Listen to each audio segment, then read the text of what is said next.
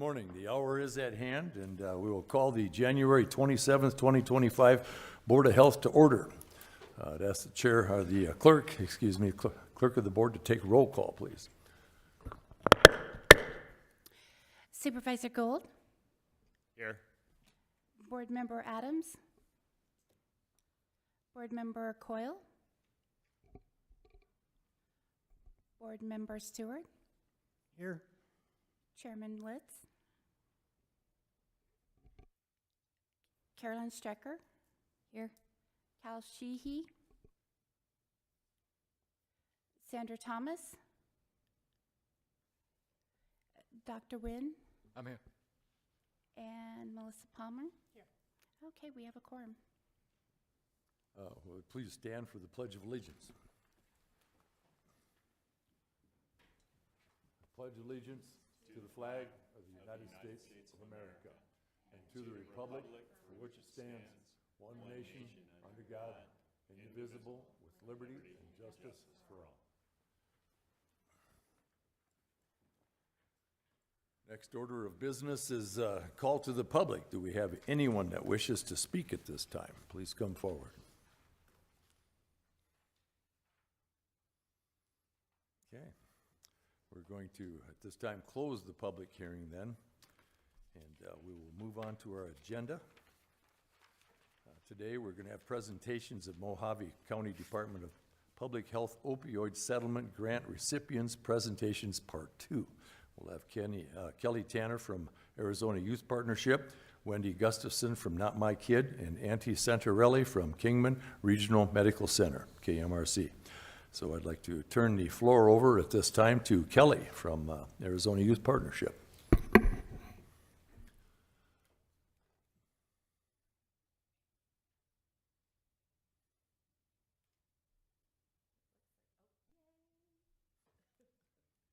morning.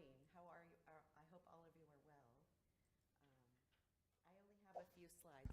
Can you hear me? Okay, here we go. Thanks, Laura. I want to start by saying that Arizona Youth Partnership is really a prevention agency, so we want to either prevent substance use, youth homelessness, youth pregnancy, that sort of thing. However, we have seen an uptick in the need around opioid services for families and for youth.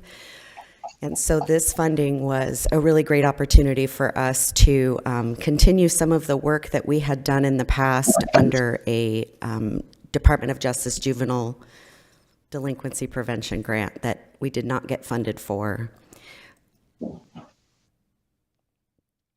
So what we do in a nutshell is we come into families with youth that are opioid affected, and we wrap our arms around the whole family. Many of these youth are involved with juvenile justice. Maybe their families are involved with Department of Child Safety. And so we come in as kind of a neutral party and saying, we're here to help you get back to where you need to be so your family can be whole again. There's so many people out there that are struggling because they don't know the resources that are available and to them, and they just want to be heard. And we're not law enforcement, and we're not Department of Child Safety, so we're here really just to support them in the journey with their recovery. Many times we actually get to go right into their homes and just hang out and be next to them and offer guidance whenever they're struggling, or if they want guidance, because we're not going to interject ourselves if they don't want us to either. And then also we're there for the youth if they need to get re-enrolled in school, if they've had some trouble getting appointments done, getting their community work service done, all of those things. So we're able to offer services, and basically just we're there to hold their hand. We don't do it for them, but we do guide them. It's kind of like leading the horse to water, so to speak. So we use prevention education strategies. We teach youth about substance use and what it does to not only their brain and their body, but what it can do to their family and their community. We also teach parents about substance use. We utilize the fentanyl toolkit, and we speak to parents regarding the dangers of fentanyl and how easy it is obtained by youth, and anyone for that matter. And then we also are a Narcan distributor. So like I talked about earlier, we do youth and family interventions. Again, we are not there to be punitive at all. We're really just there to support them through whatever it is that they're struggling with. If it's managing the systems, if it's managing going through the juvenile justice process, then we do that. Case management. So in the very beginning of any case that we have, we do a full assessment of the family, the youth, the dynamics, and really just tailor it to them and meet them where they're at.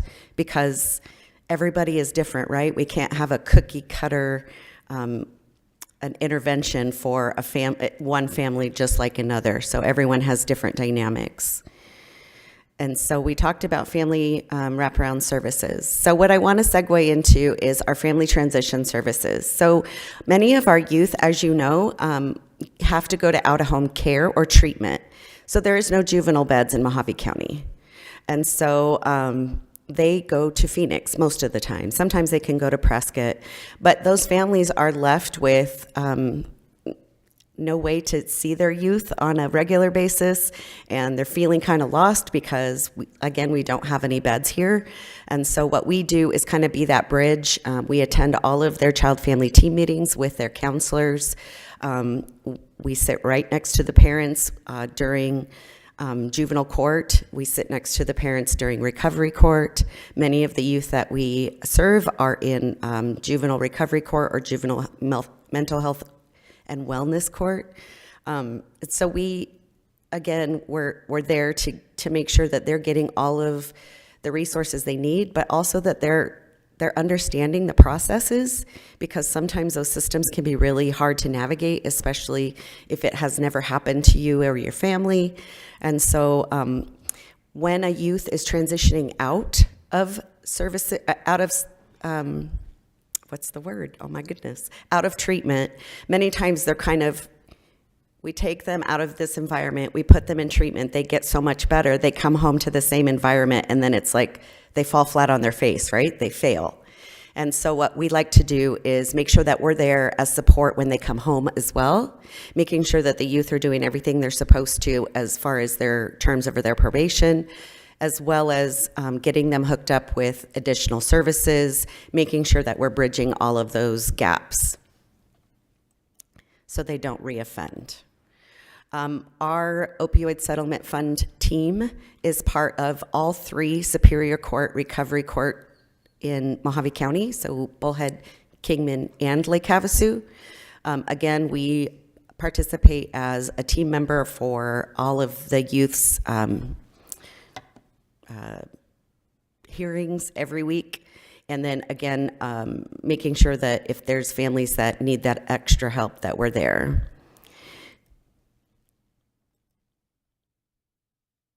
So we talked about systems navigation and how we help with that and understanding different systems. Case management, as far as making sure that we have an individualized case using evidence-based practices. And then community service linkages, because we don't know what we don't know sometimes. You know, there are services out there. Mojave County actually has gotten amazing with its services. There's so many wonderful providers out there that are available to help, but if you don't know where to find them, that's where we come in. And then just basic support, right? We all need to be heard, and there for the youth and the families. We do a 30, 60, 90-day aftercare program, and so we check back in after they've kind of graduated from us, and we say, hey, how's it going? Do you need anything? Is there more services you need? Or, hey, you're doing a great job. So now is the time. If you would like to ask any questions, I'm available. Any questions of the board for Kelly? Easy peasy. Thanks, guys. Very good. Our next presentation will be Wendy Gustafson from Not My Kid.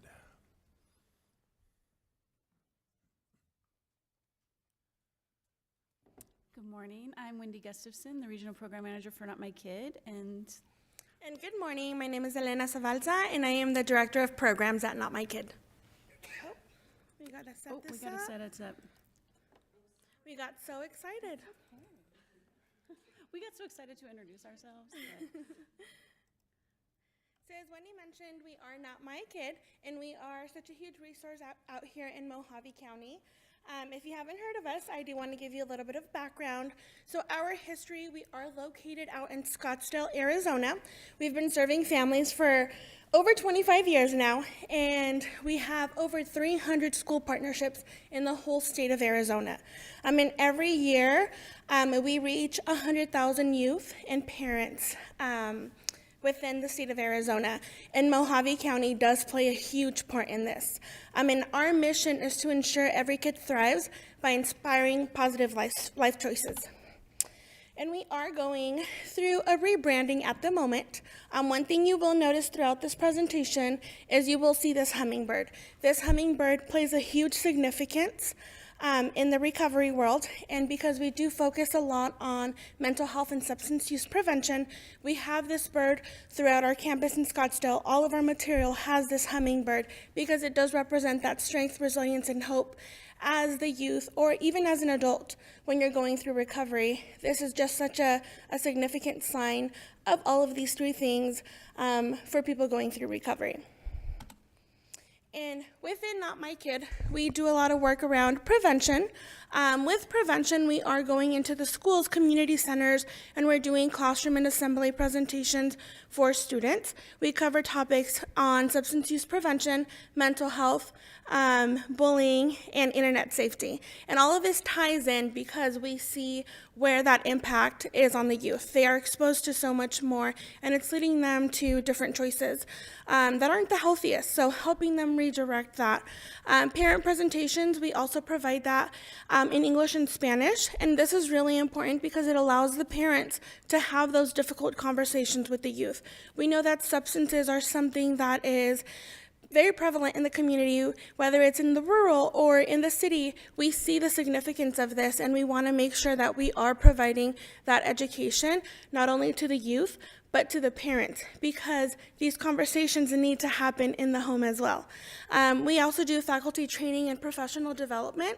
This also helps anybody who is around youth, whether you're an educator, whether you are out in the community, a grandparent, you are learning this information as well, and it's helping you understand that connection and communication we have with the youth. We also do the Botvins Life Skill Training. These trainings, we go into the schools, and it happens within 8 to 12 days, 8 to 15 days, and we have the same person coming into the schools and providing these trainings to really support the youth, whether they're going through a transition, whether there's big changes, just learning those life skills that they need to be successful. And we have Catch My Breath and resiliency groups. These are also some of the presentations that we come in and we do over a course of a few days. So it helps us build that connection with the youth as well. We also have an early action program. So with Project Rewind, we have used this here in Mojave County, and it stands for Rediscovering Empowering Ways to Inspire New Directions. This right here, it's a 5-hour program, and we do 3 different parts to it. The first part is 2 hours. It's an online educational session with the teens and parents. This is very important to have the teens and the parents because they get referred to this program as a result of using substances or having substances with them on a school campus. Families are able to self-refer as well if they see that their youth is dabbling with substances. So the reason it's an early action program is because we want to make sure that if a student is starting to experiment, starting to get curious about substances and they're starting to use, we want to get them before it becomes addiction.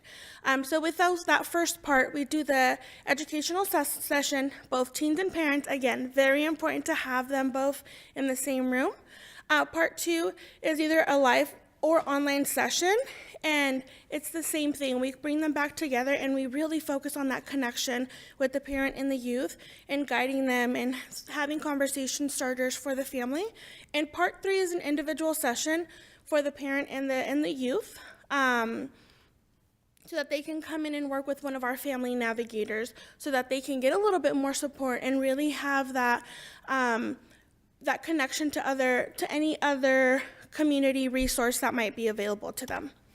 And we also have our behavioral health. We can do this both virtual and in person. Out here in Mojave, we do focus more on the virtual part of it, but we have individual and family counseling. We have licensed clinicians that can provide support to the families and the youth. We do IOP, intensive outpatient program, 3 hours, 3 times a day. We have high school and middle school groups that are tiered towards students who are going through our behavioral health programs, or even if they feel like, hey, maybe I need to connect with more youth. That's always available for them. Virtual parent support groups. We have Project Connect, I'm so sorry. This also works as a resource for the families, really focusing on how they can connect with their youth and how they can provide that support. And with that family navigation, that is where if we can't provide the service for you, we are going to walk you through and really connect you to somebody else who can provide that support for your family. We have a certain level of care that we can provide, and we understand that some families might need a little bit more, but that's where that family navigation comes in to really provide that support for the youth. And out here in Mojave, in the year that we did have the opioid grant, we were able to service 37,701 youth and adults in the Mojave County community. So that's a huge number, considering that our goal in a year is to service 100,000 families. We have a small but mighty team out here in Mojave County, and they are really getting into the schools, really supporting the community. And when I see this number, I'm just so proud of the team that's really out here, just really getting in there. And in 2024, some of our objectives, I'll go through the objectives, and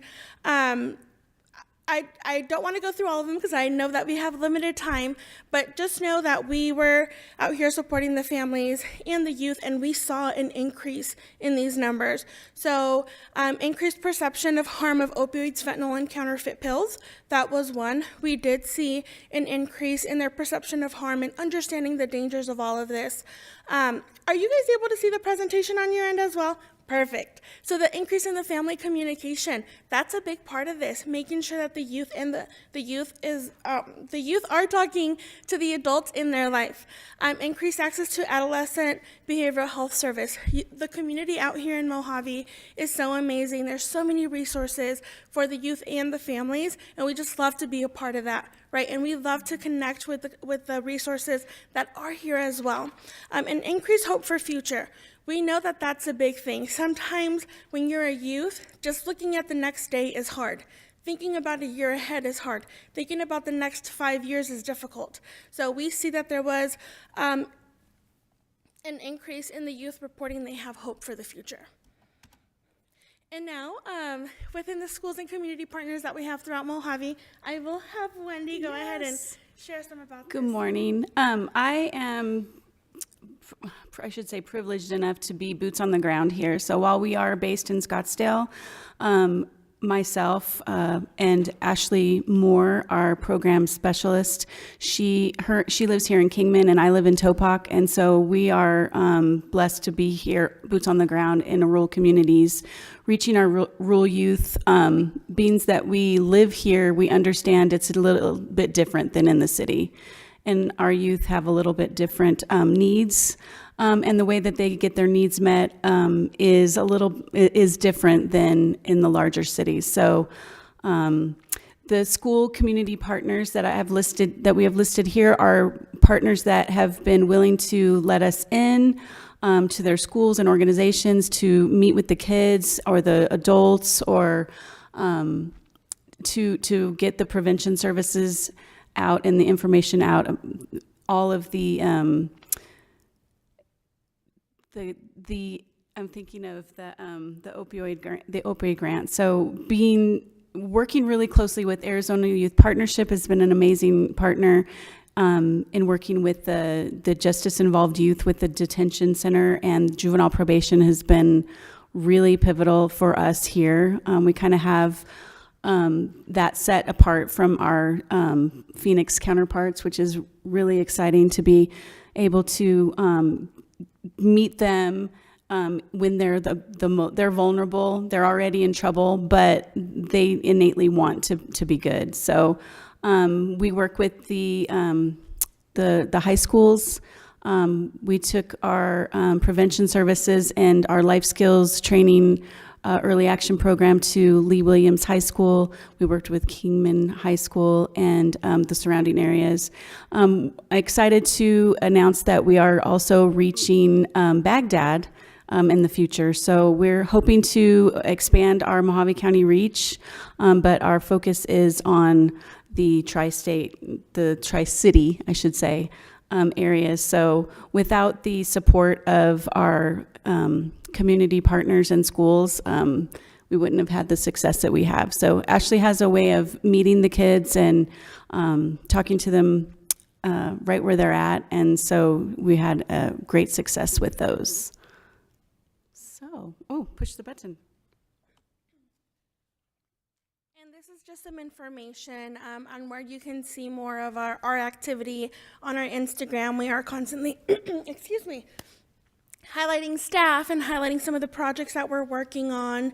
And on our YouTube, we do have some more information of presentations that we do have for the adults. So if you guys wanted to go on there and just look at how we're delivering these presentations, how we're connecting with the community, those are on there.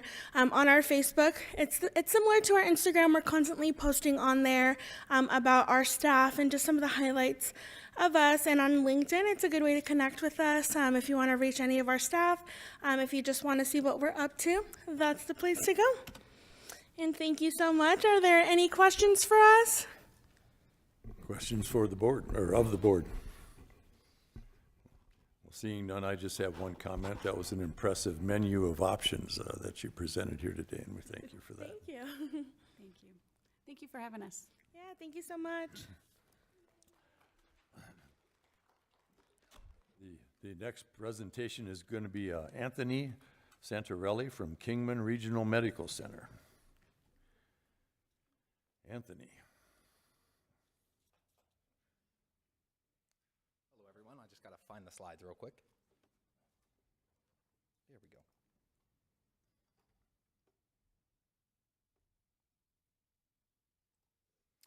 So hello, everyone. As you heard, my name is Dr. Anthony Santarelli. I'm from the Office of Research and Sponsored Programs at Kingman Regional Medical Center.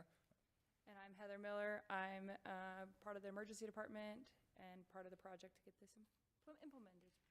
We're really excited to have the opportunity to talk to you today about ways KRMC is enhancing a screening, brief intervention, and referral to treatment process throughout its facilities. So just for a little bit of administrative background, back in April, the Board of Supervisors approved the Department of Public Health's plan to expend the opioid settlement monies through a competitive grant process. KRMC was an applicant to that process and was awarded a contract on the order of $98,000 to expand its screening, brief intervention, and referral to treatment procedures, or SBIRT, as we'll kind of refer to it throughout this presentation today.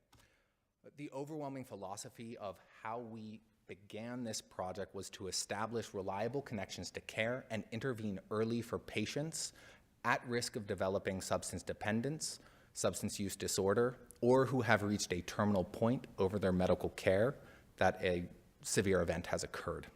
We had two specific objectives outlining our use of the opioid settlement monies, and that was to identify individuals at risk of substance use throughout the region, and then to administer validated evidence-based assessments upon their presentation to our facilities, provide a brief clinical intervention by one of our behavioral health trained nurses who's in attendance today, and if necessary, provide a referral to specialized treatment, either ongoing management, ongoing counseling, or direct opioid reduction techniques like Suboxone or buprenorphine titering.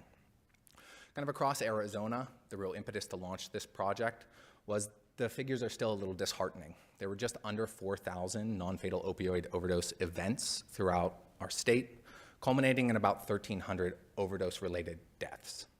Now, the brunt of where these are detected are through hospital emergency departments and inpatient facilities, with over 20,000 suspected drug overdose presentations to healthcare institutions across the state. We decided that if we could intervene early and route people to the correct courses for care, it would go a long way to reducing opioid-related overdose deaths and reduce the number of return presentations for substance use-related disorders to the healthcare facilities in Mojave County. So as the nonprofit hospital, our primary service district is, of course, Hospital District 1, but we do see patients throughout the region and peered states. And all patients making use right now of the KRMC Emergency Department, future states' urgent care and primary cares are enrolled into this program. That leads to an annual volume of about 150,000 people touched through the use of these funds on an annual basis. So just to take a step back, explain SBIRT to you, or Screening, Brief Intervention, and Referral to Treatment. Our biggest gap in servicing individuals dealing with drug addiction or opioid-related disorders was that their point of indexing in the healthcare system was often an adverse medical event, that be an overdose, chronic health conditions that stem from repeated and recurrent use.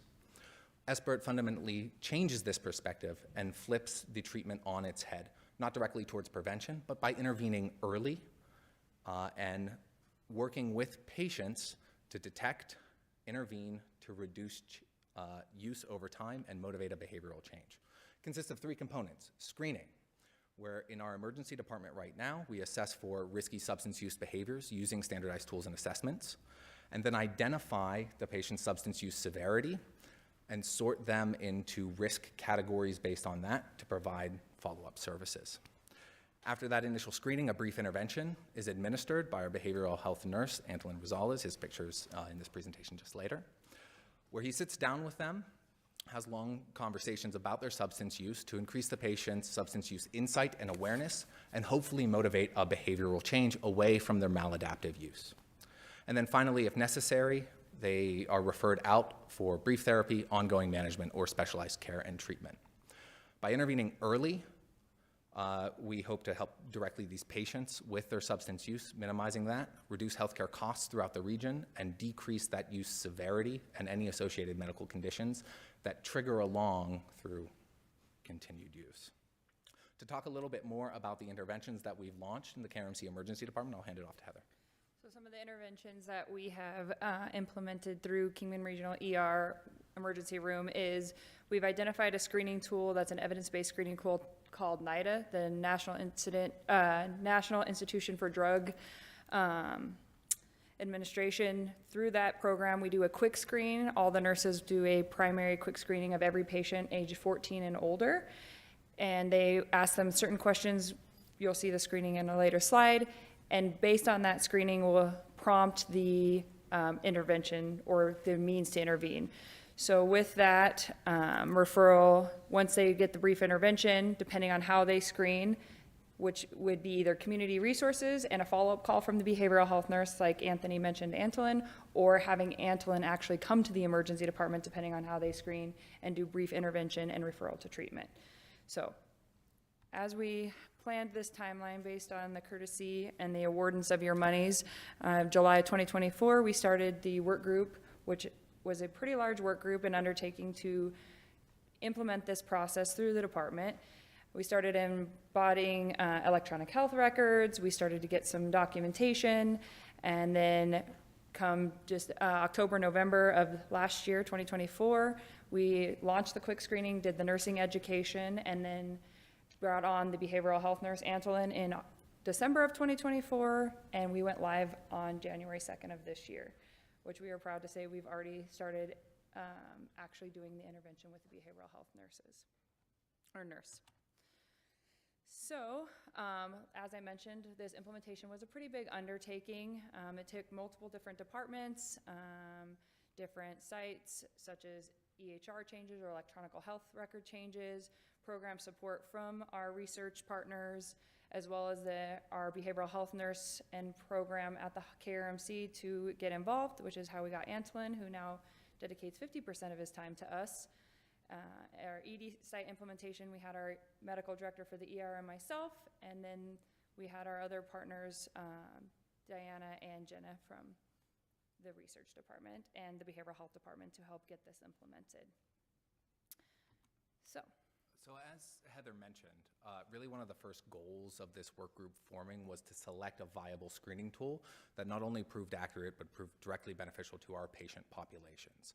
Luckily, KRMC was not alone kind of in this undertaking, and we had the opportunity to host a fourth-year medical student from the Pacific Northwest University of Health Sciences. During her time here, student Dr. Lecomte conducted a 1-month research intensive where she evaluated measures of accuracy and precision for screening assessments for substance use.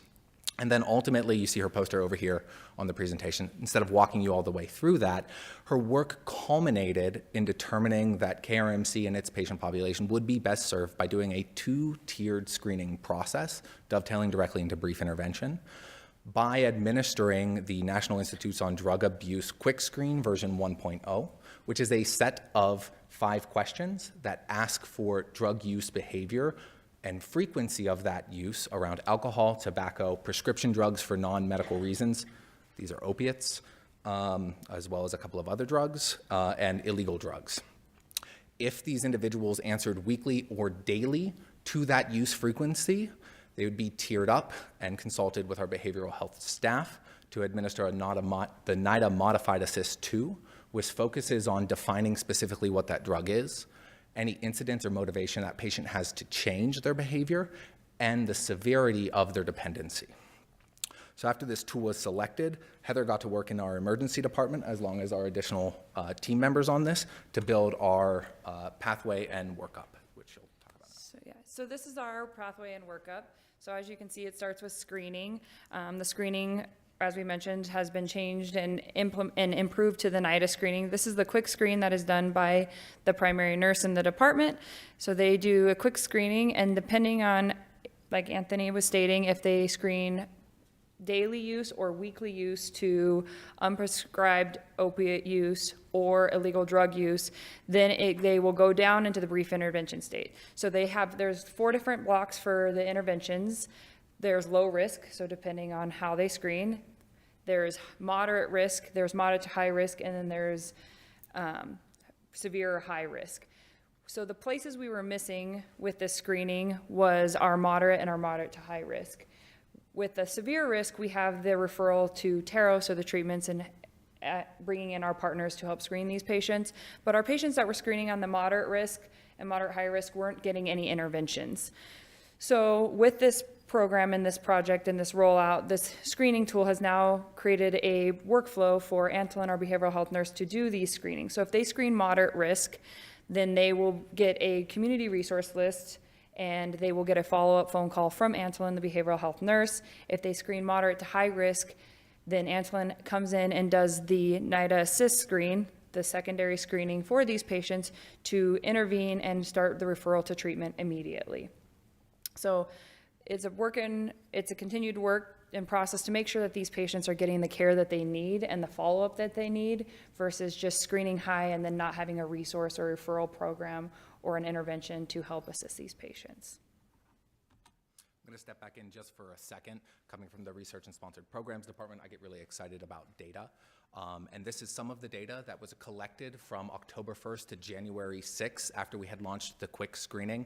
I'm really happy to say that this is one of the largest ongoing health and substance use surveillance programs that the hospital has operational, and hopefully can be a data source for informed decision making across the county on what our generalized need is. So what you're looking at on your graph are the results from the quick screening questions. I talked to you about prescription drug use for non-medical reasons, tobacco products, alcohol for both men and women, and then illegal drugs. This is the frequency of self-reported use. You may be asking, oh, people don't tell the truth about their substance use, and that is true. These have degrees of accuracy built into them, but just under 44% of all individuals presented to the KRMC Emergency Department were screened with this quick screening tool. That's over 6,000 people. 33% of those 6,000 indicate daily or weekly use of some substance, that be alcohol, tobacco, prescription drugs, or illegal drugs. 19.2%, or just 393 individuals, are answering weekly or daily use for those prescription drugs for non-medical reasons or illegal drugs. And these are our target intervention populations that get referred over to Antolin, who comes down and develops his practice on how to better work alongside these patients before referring them out. If the drug use continues to trend along these numbers, we anticipate seeing between 120 or 130 patients per month enrolled into this pipeline through KRMC's emergency department. So as we mentioned, this is Antolin. He's here in the audience with us. He's our behavioral health nurse that's helped us integrate and bring this NIDA modified assist tool. So with this tool, he goes in, has a more in-depth conversation and intervention with the patient, gets what they're using weekly and daily, how he can assist, builds the rapport with them, and works on referral to treatment or intervention that can help assist the patient with their substance abuse disorder. So as I mentioned earlier, this is just a bigger version of the slide of how they rate in this NIDA modified assist tool. So as the patient answers these questions with Antolin, they will continue to score, and depending on where they are scoring at will be depending on the treatment they get. So Antolin plays a vital role in our patients that are screening moderate to high and moderate risk and moderate to high risk. As I mentioned, these patients weren't always getting the resources that they initially needed. With the severe risk, we work with Taros and other community partners to get these patients referred to treatment, which will go into our next slide. So our referral to treatment, recommending when patients are diagnosed with a substance use disorder, providing identified extensive treatment to those patients and specialty care. Some of the referral linkages to specialty care that we currently have in place are our own KRMC Behavioral Health Department, our KRMC Case Management, and our substance use group that meets with KRMC. And then we are working with our community partners as well, as I mentioned multiple times, Taros Health Mobile Crisis, our community health behavioral health providers, and our residential inpatient treatments is, as you can see, Hickory, Southwest Mojave Mental Health, to ensure that these patients get the appropriate care and treatment that they need. So in the next steps, as we mentioned, moving forward, the continuing to gather data, we just started really implementing, it went live January 2nd, so improving our SBIRT data reports, getting more involved with our outpatient clinics. We do have behavioral health partners that are in our outpatient clinics, so just improving their access to care and their ability to speak with patients, incorporating feedback from additional sites and referrals, and goal is also to get into the urgent care this year. To give a perspective on the magnitude of impact that these funds are being used by KRMC for, successfully with the emergency department, if our numbers keep trending the way that they're trending, we anticipate that by year end, over 24,000 people will be directly impacted by the use of these funds, administering a quick screen. We anticipate about 1,500, 1,600 of them will be elevated up to needing full clinical intervention. We're gonna shoot for 80% of that and hope that we can touch base with about 1,300 of them. And though we're still working on building our data reports and feedouts, the number of patients receiving health referrals disaggregated by referral location will be incoming. If we're successful in launching in the urgent care by year end, this will nearly double the impact of this, ultimately serving around 40,000 individuals throughout Mojave County and providing direct treatment and access to resources to around 2,000 of them. I'd like to thank you again for giving us the opportunity to share with you some of the work that we're doing. If there's any questions, we're happy to field them now. Questions from the board? Seeing none, pardon me? I have a question and a comment. Anecdotally, I think you guys are doing a good job. I don't see it much cardiopulmonary arrest from drug abuse overdose in my ICU. So it's great work, and we will look forward to see the numbers at the end of your project. The county did approve for naloxone. How is that fitting into your pathway at this point? So we do have the naloxone where we give free naloxone out into the department. So the physicians, emergency room physicians have a tool in their documentation that if patients meet certain criteria, they are given free naloxone. And then every patient that receives an opioid prescription also gets a naloxone prescription. Great. Again, thank you, and hopefully you can apply this project into other communities in the county. Thanks. Yes, so that's part of my follow-up comment as well, that substance use disorders across Mojave County is a huge, huge problem. I think the data in our last report from the Public Health Department has noticed a relatively high increase between heroin use, fentanyl, and I think meth is coming down that list, but still really important, and I hope to see maybe the other hospitals incorporated into this program as well, eventually. We are very excited to take this program and try and build and establish a countywide health coalition that can share this information. We don't work in isolation at KRMC. We're part of a healthcare ecosystem. Thank you. Well, we thank those three presentations. You didn't. We had a few comments, but you didn't cause any questions, so I think that testifies to your good preparation for your presentations, and I thank you again. Next up, presentation of Mojave County Health Statistics and update on the Community Health Improvement Program, commonly known as CHIP. Danielle Lagana, and she is the Special Programs Analyst, and Clint Welty, the Health Assistant Director. Welcome.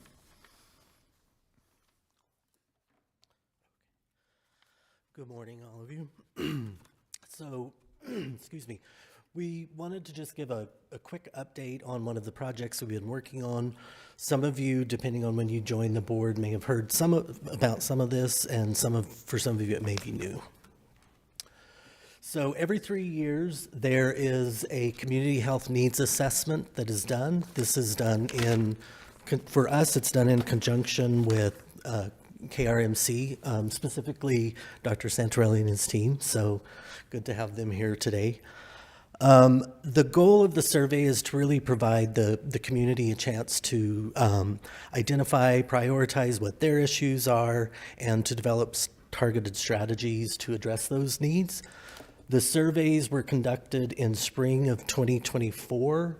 It was, we tried to promote it as widely across the county as possible through community fairs, community partners, the mobile health unit, just wherever we could. The end result was 1,474 completed surveys. So I'm just going to give two very brief, sort of broad overviews slides on the survey results, and then Danny Lagana will give several slides talking about the focus groups and the community health improvement plans.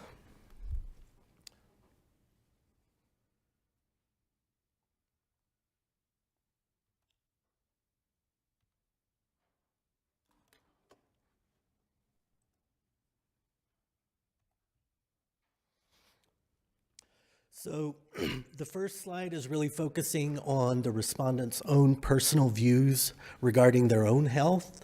The question was asked, each respondent was asked to rate their own health.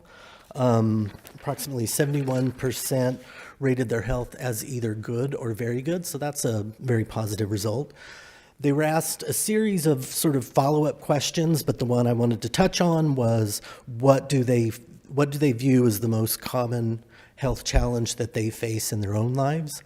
The top was issues around diet and exercise, and more specifically weight and being overweight, followed by joint pain and back pain and high blood pressure. And so that was that was really looking at individual health and how they viewed their own health. Then we asked a series of questions regarding how they viewed the health in their community. Again, sort of the same format. How would you rate the health of your community? In this one, the results are a little different. So 43% reported that their communities are either very unhealthy or unhealthy. So the perception is, a higher perception of unhealthy communities. Again, asking a couple of follow-up questions.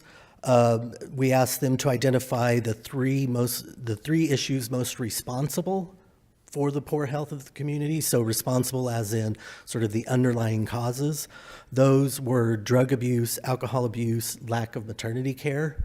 And that's sort of consistent with other information we've had.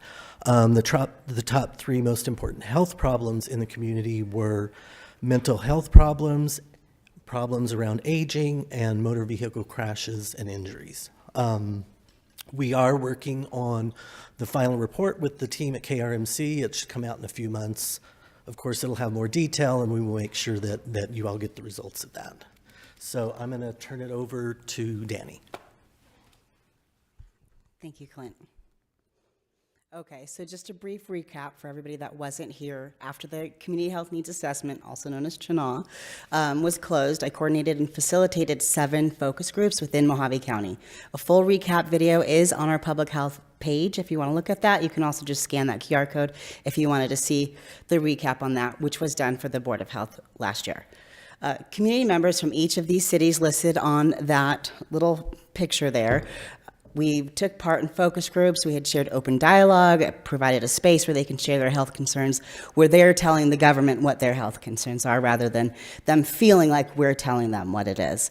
We narrowed down their top 3, and then we created and facilitated Community Health Improvement Plan groups, the CHIP groups. CHIP groups are comprised of community members, stakeholders, and public health.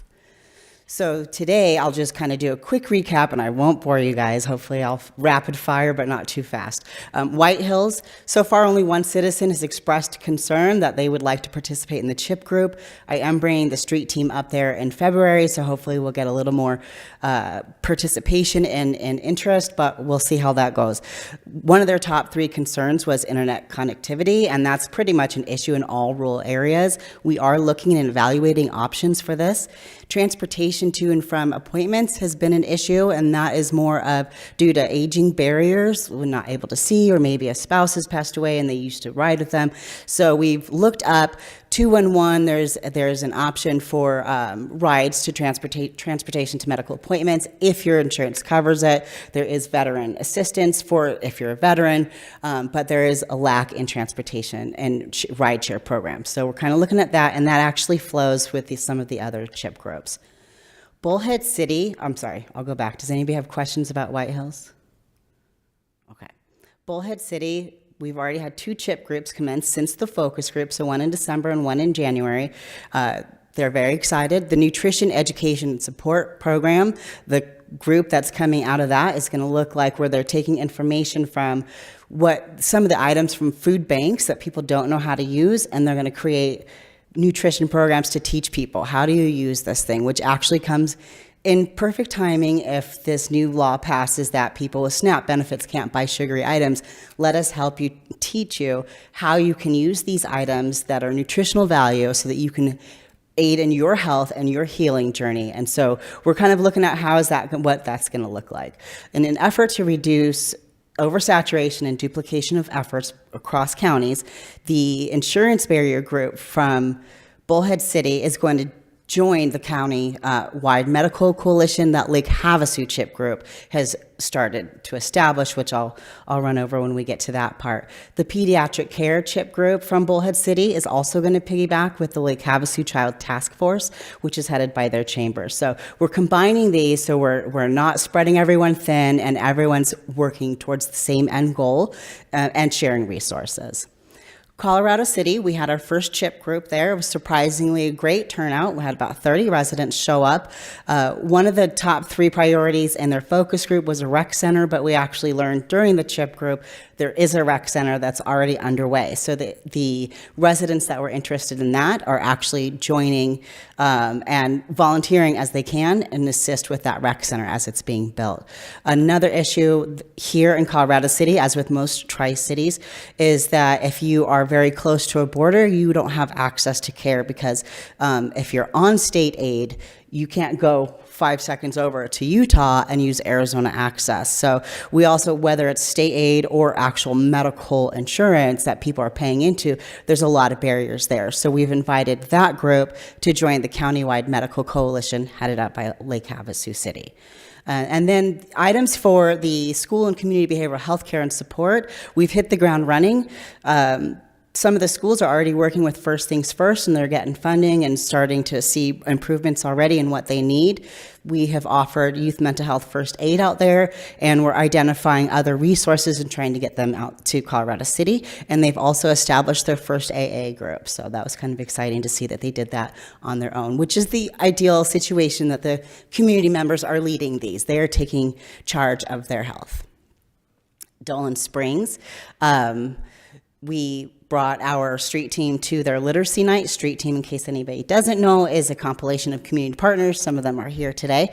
And we go out to rural areas and we share with them what resources are, provide on-the-spot services, getting them signed up for WIC or other items that they might need. And then, so we've brought our street team to Dolan Springs. We've also, the public health has brought some of their programming out to different items like their literacy night. We are looking at scheduling a CHIP group. I haven't received any interest in it, but I'm gonna pull in the big dog on my next email, Melissa, and see if I can gently persist and try to get that CHIP group going. But if they choose not to, we also have to respect the fact that they don't want us to be leading that or co-assisting with it. So more to come on that one. Topot Golden Shores, don't mess with their bingo. I thought I was clever. I scheduled my CHIP group just before lunch so they could eat their lunch and then go to bingo, but that was a no-go. We had maybe 5 people who stayed around. They expressed zero interest in the CHIP groups, so it's highly unlikely it will come to fruition. But we are trying to get street team out there to kind of hit one of those top 3s. That was understanding what resources are available, and then nutrition education and demonstrations. We can take what they're doing in Bullhead and apply it here. So it's not going to be a total wash. It just probably is not going to realistically be a CHIP group. Yeah, Wendy. Yeah. So where we are now is the Countywide Medical Coalition in Lake Havasu has already had their first actually 2 CHIP group meetings now. We're bringing more partners to the table. One of the ideas is collaboration and making sure that, like you guys had mentioned, it'd be great to get some of the other hospitals in on something that KRMC is working on. So we're trying to facilitate and bridge that gap and try to get people to the table. We are having a little difficulty in getting some of the players there, but everyone is spread so thin, so we think that might be, part of the issue. Stigma training for leaders is underway. That CHIP group has had two meetings, and we are compiling resources and going to start a campaign on free mental health and behavioral health training for leaders so that people don't feel shunned when they go into an office and they actually seek the care that they need. And then the child care youth activity group split into 2. The people dealing with the younger issues for childcare is going to join the childcare task force that I mentioned earlier, that's headed up by the chamber. And then the youth activities group will be led by First Things First. So any questions about those? Yes, Mr. Gould. Thank you, Mr. Chairman. Before we move on, the comment about Topak Bingo. There's a little bit to that. Actually, the senior nutrition program during the so-called pandemic seized control of their community center and wouldn't let them hold events at their own community center that they own. The senior nutrition program was a tenant, and the tenant was telling the landlord what the landlord could do with the rest of the building. That's where the bingo comment comes from. It's a humorous comment, but in reality, That's why. that's why. We forgot who was the tenant and who was the landlord and who controlled the majority of the building. Thank you. Thank you, Chairman. Okay, so any comments? Okay. Where we're going now is we are currently in the process working with KRMC to compile and finish the Community Health Needs Assessment and CHIP group reports. Leaders of each CHIP group will be established. This is supposed to be community-led, so we're really pushing that. Like, we'll be there for support and help in whatever way we can, but this needs to be community-led. And then another thing that I would really like to work on, and I'm starting, is creating a measurement and process tracker, because we need to know that we're getting a return on our investment. Are these things actually working, and how do we prove that, and where do we need to improve if they're not? So we're in the process of that as well. All right. That's all I have. Any other questions from the board? Just a comment. Please. So my comment is more of just a suggestion, but specifically for the Topak and Golden Shore residents, maybe to get them on board with the CHIP program. But communication with Tri-State Healthcare, and they're the clinic in Mojave Valley. And I had a lot of patients from Topak and Golden Shores constantly asking for resources on transportation, and maybe just communication and coordination with them would be an incentive and a way to get notice out to the public. That's great. Thank you so much. Thank you for that, Carolyn. Anything else? Very good. Then Danny and Clint, thank you for your presentation today. It's appreciated. The item number one would be the Public Health Director will provide an overview of the department and the public health role in Mojave County. I'm going to turn the floor over to Melissa. There she is. Good morning, everyone, again. This is going to be somewhat of a high-level overview of the department and everybody's roles in it, as we have several members who are new to the Board of new to the Board of Health. I had a flashback to last Monday, I apologize. And we updated the presentation to be more comprehensive and to hold more information. And it has a lot of slides. So if I go too fast, please let me know. And also, if you have any questions, please feel free to ask them at that moment when you have them. Okay, thank you very much. So this is the role of public health in Mojave County. As always, our mission to promote, protect, and improve the health of our communities, and our vision is healthy people and healthy communities. So what is public health as a whole?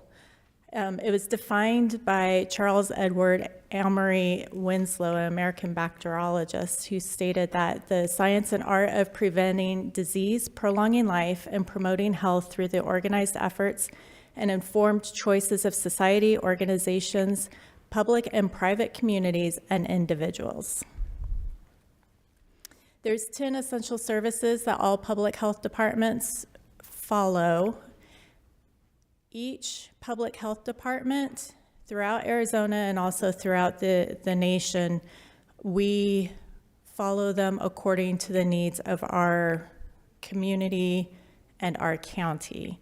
Some public health departments in the East Coast are aligned a little bit differently than what they are in Arizona, and so there may be 3 individuals that are working for a community versus a county. So assess and monitor public health, or population health, investigate, diagnose, and address health hazards and root causes, communicate effectively to inform and educate, strengthen, support, and mobilize communities and partnerships, create, champion, and implement policies and plans, utilize legal and regulatory actions, enable countywide access to programs, build a diverse and skilled workforce, improve and innovate through evaluation, research, and quality improvement, build and maintain a strong organizational infrastructure for public health. So funding for public health, where does it come from? It comes from grant funding, comes from fees, the general fund, donations, and a transfer. One of our programs, it's a transfer from EBT, Human Resources, and risk for occupational health services. And this is what it looks like. So primarily federal grants fund us, seconded by fees from services, and then that's followed by county general fund, then state grants and contracts. And then there's about a tie from miscellaneous transfers in and access and insurance revenue, and then we have miscellaneous and donations. And we do collect rent at the Lake Havasu City Senior Center. We rent out an office to WACOG there so that they can have a case manager on site for the senior nutrition program. And then our expenditures for public health, personnel is going to be the top expenditure, followed by other charges and services. This also includes any internal services. And then operating supplies is going to be toner, office supplies, And then capital outlay if we have to purchase anything that's over $5,000.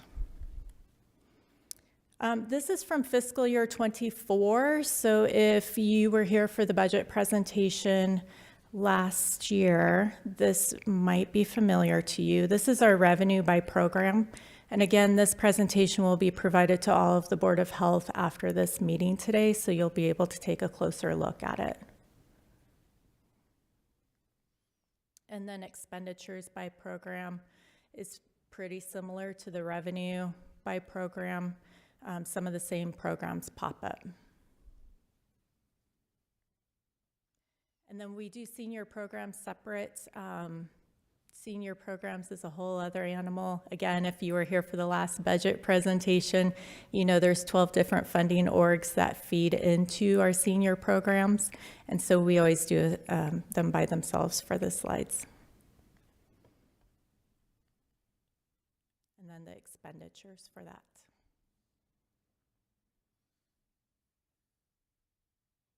Are we still working on mine? It's just that one though, that's out? Okay, thank you. Okay, so the roles that we all hold, the Board of Health is a community advisory board. So any information that's provided to the Board of Health is to be shared if you're appointed by a Board of Supervisor member or within your community or whomever you're working with within the county. The information can be shared. Board of Supervisors is the authority, so they make the final decisions on anything that, for any action that we take. So any of our contracts, the Board of Supervisors has to approve. Any actions, any of our ordinances, sorry, I couldn't think of the word. Any of our ordinances, the Board of Supervisors approves. And then public health leadership and staff, they provide expertise, information, they run programs, they're out in the community doing community outreach and working within whatever grant that they have.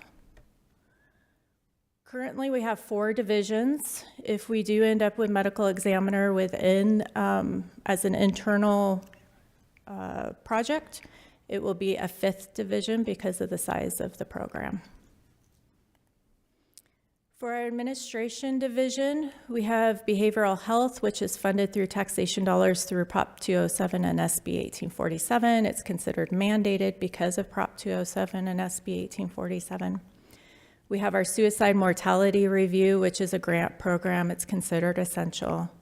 Public health emergency preparedness, also a grant program and under the category of essential. Epidemiology falls under public health emergency preparedness and is largely funded through that grant. And then our epidemiologist oversees the child fatality review program. That's a grant and considered essential. We have our finance division, which it doesn't fall under a category. It is through general fund, but if we don't have our finance program, then we can't bill our grants. And so to me, it's essential. The special programs, that's accreditation, public health improvement, that's grant. Youth mental health first aid, that's a grant. Vital records, that's funded through fees, and it's general funded and mandated. So there's a combination of fees and general fund that supply to that. Mr. Gould?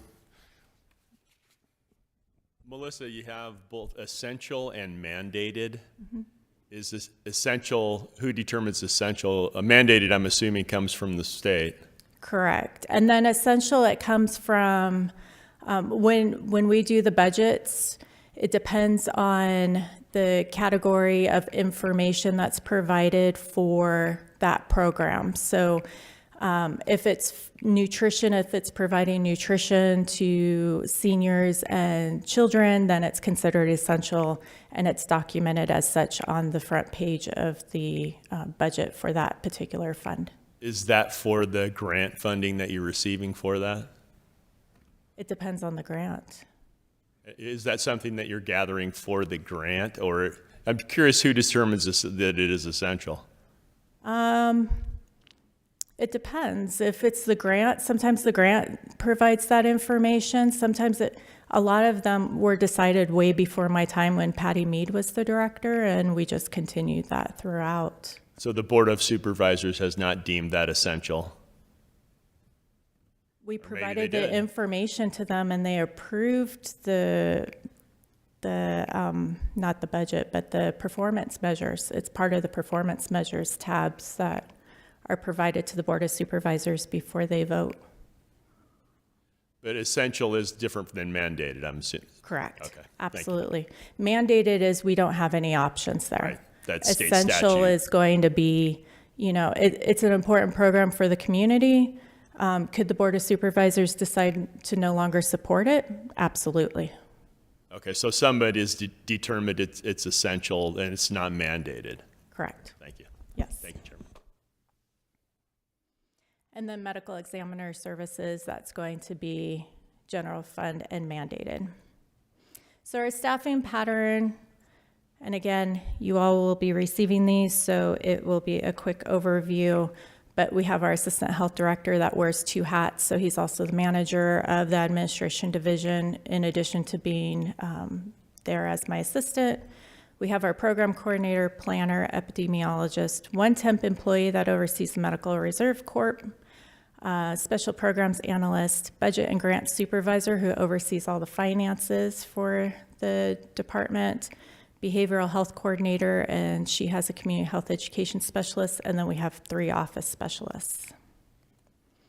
So public health, this is the one that's Prop 207 and SB 1847 dollars, and they're the mental health officer. They participate in CISM. They also oversee the suicide mortality review and act as subject matter experts. They go out with the mobile health unit also. And then public health emergency preparedness. So this is going to be preparing, just what it sounds like, preparing for an emergency. It's health-related emergency, although we do support emergency management in a lot of their activities.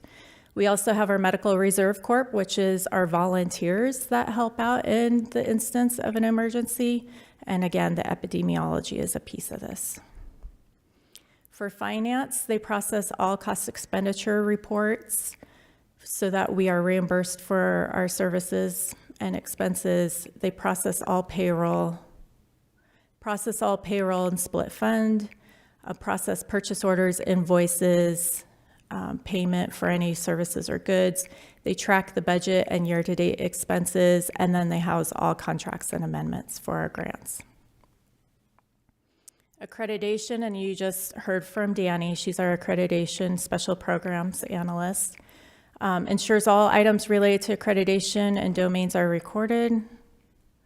Conducts community engagement groups for community health needs assessment and the CHIP and other countywide work. Connect communities to resources through community partnerships. She's also our department's information officer, and she provides guidance and information on outreach materials, and then she oversees our Facebook engagement. And then also oversees any quality improvement projects for the department. Vital records, death and birth certificates, sums it up right there. Environmental health, so environmental health is mandated except for the mosquito program. Unless mosquitoes are carrying a disease of some sort, we're not mandated to address them, but we do have the program. We have a manager and then environmental health supervisor. 4 registered sanitarians work under the environmental health supervisor, and then we have 2 environmental health technicians who are underfills for the environmental health specialist position, program coordinator, 1 office supervisor, and 3 permit technicians. They oversee part of the food safety and sanitation, permitting, inspections, foodborne illness investigations, food handler classes, and food safety manager testing. The nuisance programs, so complaint-driven investigations, mosquito surveillance and response, and smoke-free Arizona educational visits. And then the regulatory authority, so I added in this slide because we get a lot of questions on why do we oversee this and not that. So some of it goes under the administrative code under ADHS, some of it is under the administrative code for ADEQ, and some of it is an ordinance that was determined by the Board of Supervisors. Then we have the nursing division, so we have communicable disease, STD, Health Start, HIV, immunizations, high-risk perinatal program, occupational health, school health liaison, family planning, reproductive health, tuberculosis control, and the mobile health unit. Staffing pattern, 1 manager, 3 public health nursing supervisors, 5 public health nurses, 3 office assistants, program coordinator, 2 office specialists, temporary office assistant, that's in Colorado City, 1 community health education specialist 2, 3 community health education specialists 1, a temp nurse practitioner, and a temp medical assistant, both who work on the mobile health unit.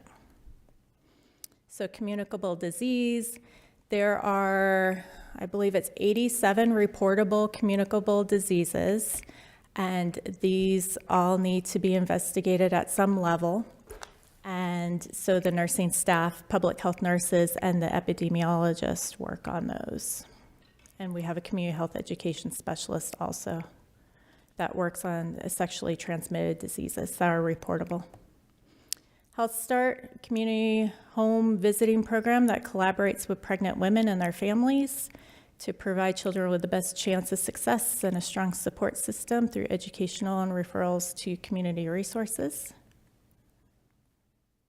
HIV, this is one that's mandated, case investigations, patient and community education, linkage to care for HIV positive individuals and their partners.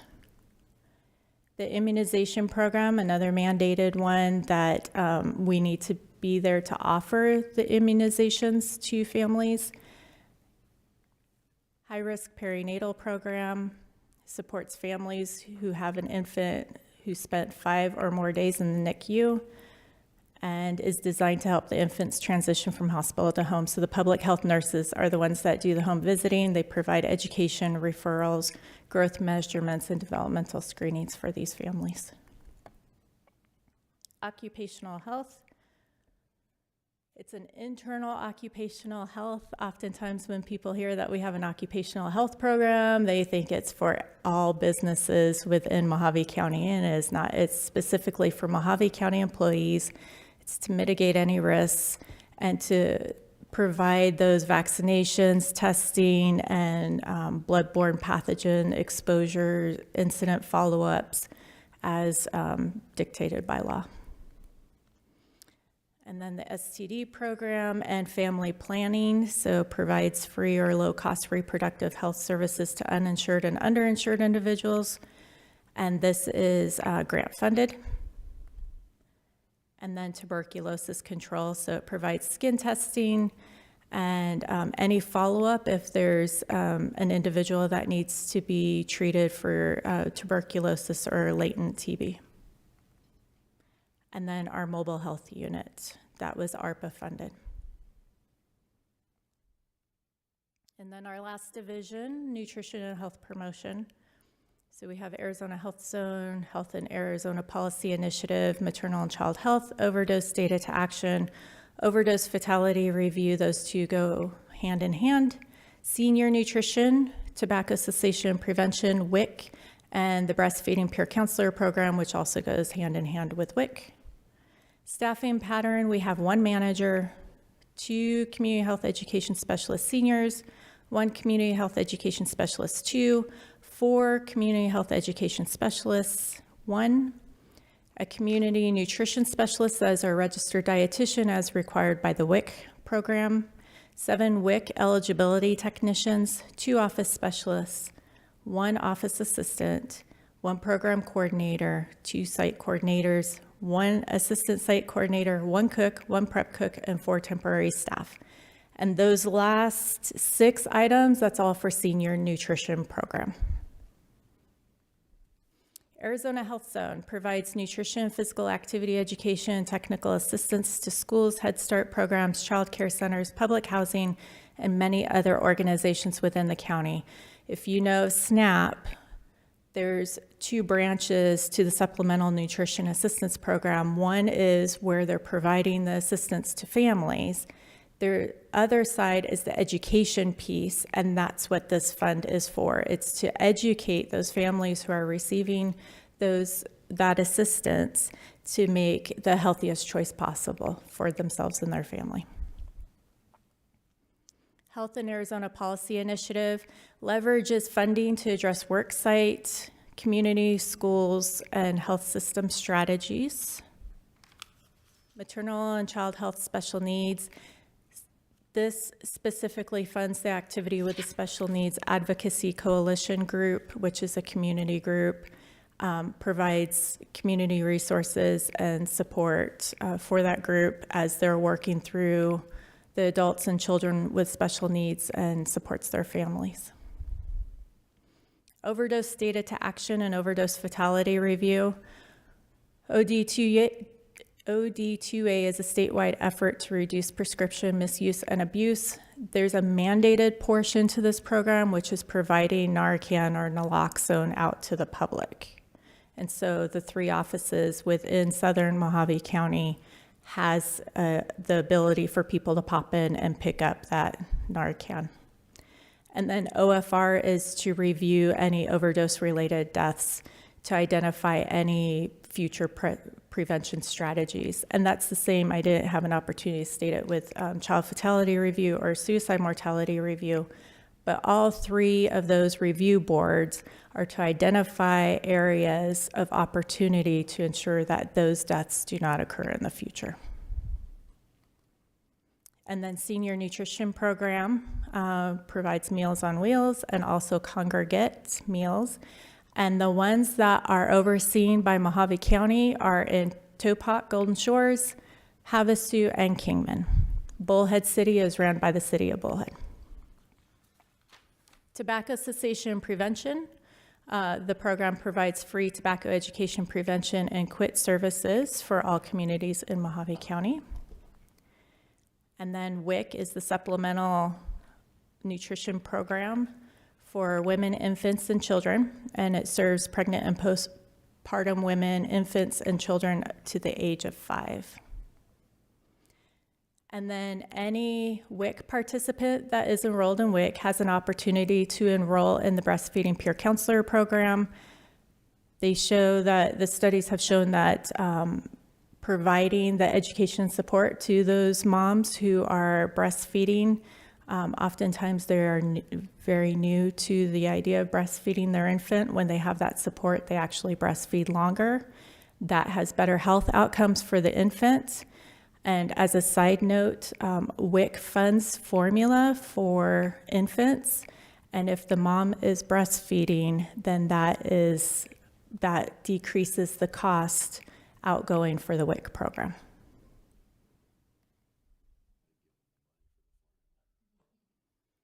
And are there any questions?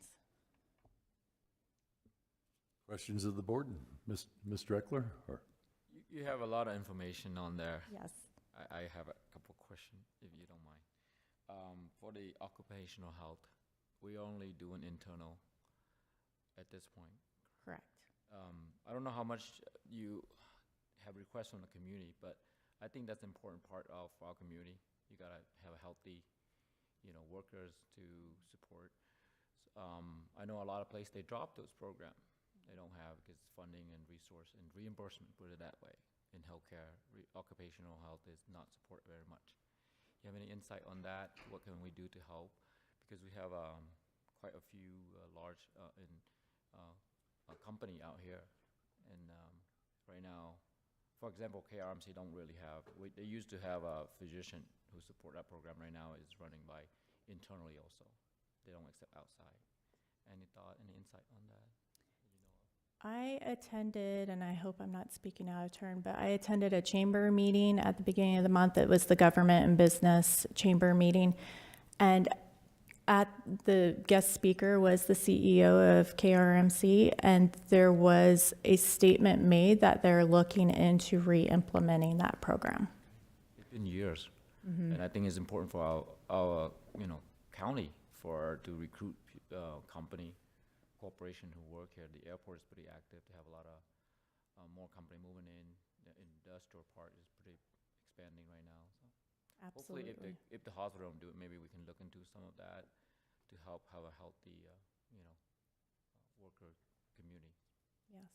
I do know that some of the manufacturing plants that are coming in that have home offices elsewhere in the nation, many of them they're doing telehealth. Right. And so it's going to be those pieces of the lab work that needs to be done on site, drug testing that needs to be done on site, and then work fitness testing before Right. they fill the position.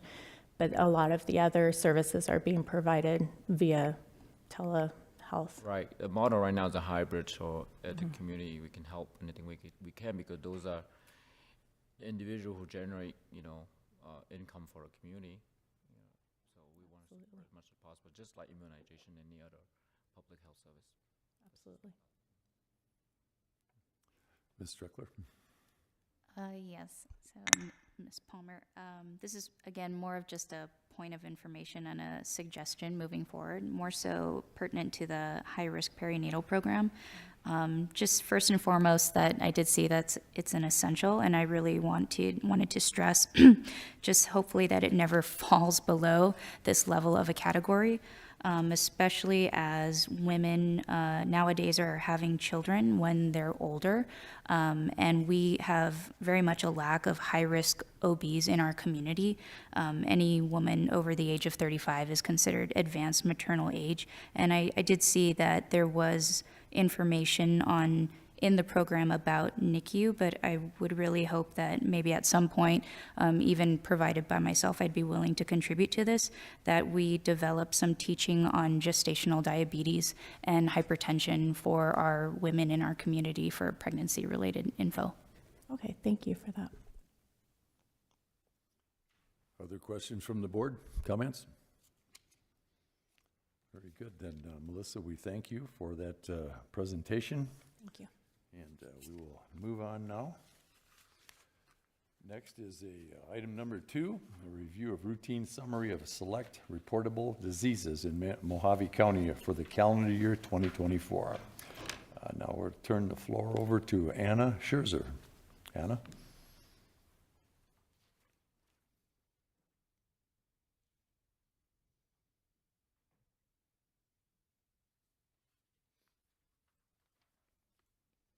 So I'm going to cover one of the things that Melissa actually just referred to.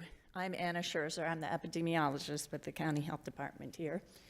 And when she was talking about communicable diseases, she said 87. There's probably closer to about 100. And some of those classifications are actually really open to almost an infinite number of diseases. So the number of things that could be reported to the health department is pretty sizable. But I've always put together this summary of select reportable diseases. It's things that are maybe of interest or things that are in the news or things that are trending or whatnot. So that's the reason why these particular diseases made this list. And just for consistency, it's what I've always put before you here. So to orient you, if you haven't seen one of these before, the column far on the right that says number investigated. So she implied the fact that there's nurses out there that are investigating cases. So what that means is when we receive a report in the nursing division of a communicable disease in a resident of Mojave County, there's an awful lot of work that we might have to do with that case. For example, a salmonella case might require calling the person and giving an interview to find out what foods they've eaten, what establishments they've eaten at, where they've been shopping, maybe where they've been swimming, if they have a backyard chicken flock, those types of things. So that column over on the far right gives you an idea of how many reports come into us, and it really is a better measure of what the nurses are doing as opposed to the counts that come up over on the left side there. So if you look at something like Lyme disease, we got 16 reports of Lyme disease in residents of Mojave County, but none of them fell under the threshold of us calling it a case to get a tally in our counts. So that's basically just when I drive home there. The number investigating, there's a whole lot more work that's going into these cases than what comes up in the counts. I can point out that Campylobacteriosis is a little bit lower than usual. Salmonella is a little bit lower than last year, but it's pretty close to what the 5-year median is. And then other things have gone up a bit, like the Streptococcus pneumonia, invasive disease, and the strep group A invasive disease. Cocci is one that often comes up in conversations with the public and whatnot.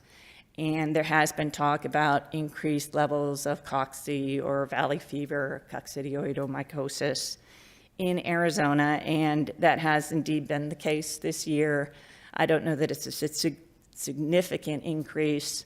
There were some problems in Arizona with one of the laboratories, the clinical laboratories, having some false positives, but that wasn't a laboratory that we tended to use and wasn't coming up in our reports. So do we have more cocci than usual? Do we have more valley fever than usual this particular year in 2024? Yeah, a little bit more. Is it significant? Did we notice it? Did we connect it to any activities or anything that was happening? No, we didn't. Any questions with anything that's on the front there with those reportables? Mr. Gould. Thank you, Mr. Chairman. Ma'am, you mentioned, I think it's salmonellosis. Is that the same as salmonella, or the effect of salmonella? So yes, so salmonellosis would be the disease caused by a salmonella infection. 18 investigated cases, and you mentioned backyard chicken flocks. Were any of those traced to backyard chicken flocks? Yes, there were. Do you know how many they were? I don't at the moment. If you could get that to me later, I'd be interested in that. Okay. It's not a large proportion of them. And some of them, we did not investigate further to actually test the chickens in their backyard to see if it was their chickens or if it was part of a bigger picture. Sure. Yeah. Thank you, ma'am. Thank you, Chairman.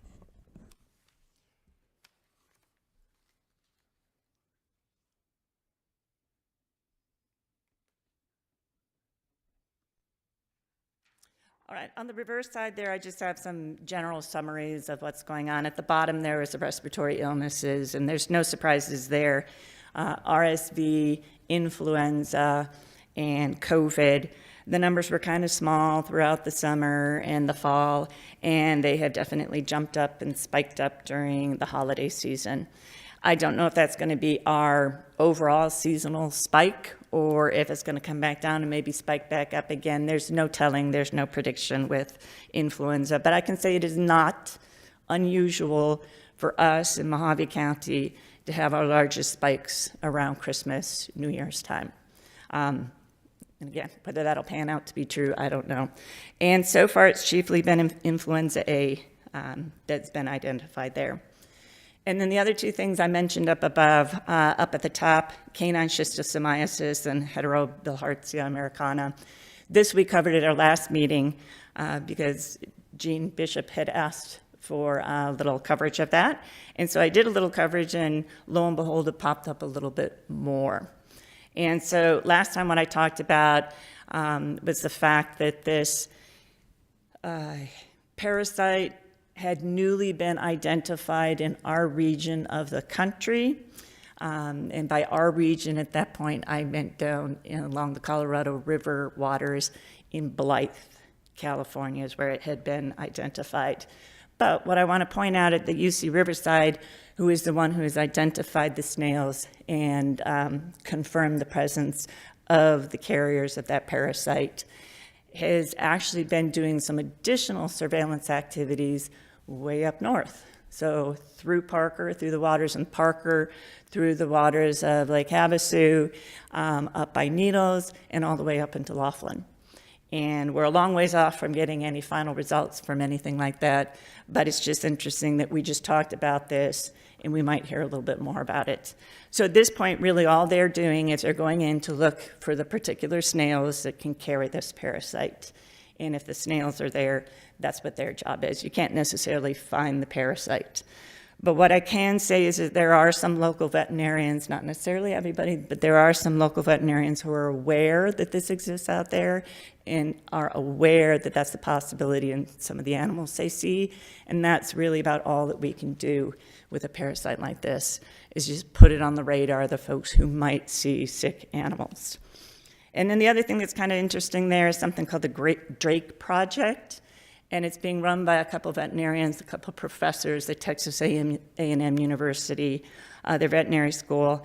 And they're trying to look a little bit more about the epidemiology and where affected dogs might be found in the country, and a little bit more of surveillance about some other places where it might be popping up. So this is happening in the background as well, and I'm not sure what kind of publication is going to come out in the future, but it's kind of a neat little system where you can actually, you as a citizen, can approach the Drake Project, and you can actually test your animals to see if they have the parasite, whether they're symptomatic or not. And then they're tracking all that information in the background. So it's just interesting that that's in there too. And then the last thing there that I put on the back are the harmful algal blooms. This is not a brand new thing at all. I think the number of reports that have come through recently are higher than normal, but it's nothing unusual. The harmful algal blooms are the result of naturally occurring microorganisms. You can generally call them algae, although they're not necessarily all algae, that live in natural waters, fresh waters. There's others that also live in salt water. Oh, thank you. There's others that live in salt water that can cause red tides and stuff like this. But every now and then, you can visually see that there's an increase in the murkiness of the water and the greenery in the water and whatnot, and you can end up with what's known as a harmful algal bloom. So it's when these algae and these microorganisms that are naturally in the water, all of a sudden the population explodes and they grow more or less out of control. Not everything that's in there is harmful, but there are a few species that are in there that could be harmful. So obviously if you have a big bloom and a big, huge population of the ones that can release toxins, then you can end up with a situation where you have toxins that might be dangerous in the water. So this occurs, like I said, every now and then in the waters, in our surface waters, definitely in Lake Havasu, but also in Lake Mojave, up in Lake Mead. They've been identified well over time. But I think it's been within the past month or two, there were some reports in the newspaper about 5 harmful algal blooms that were identified in the waters of Lake Havasu. And so that is kind of a big number. All I can say with these are that there's some interesting points to the way that they're measured and whatnot. And the biggest things that we can see is that we do have certain species of what could become harmful algae in a bloom. There's nothing particularly that you can do about them.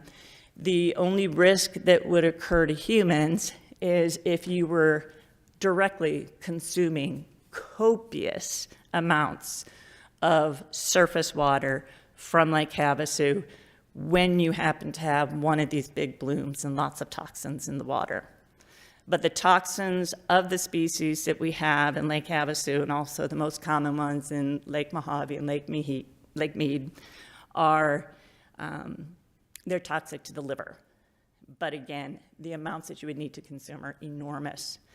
I did mention in this little summary here dogs, and the reason I mentioned dogs, really the animals that should be most concerned about a toxic algal bloom would be the animals that are living in the water, the fish and those organisms.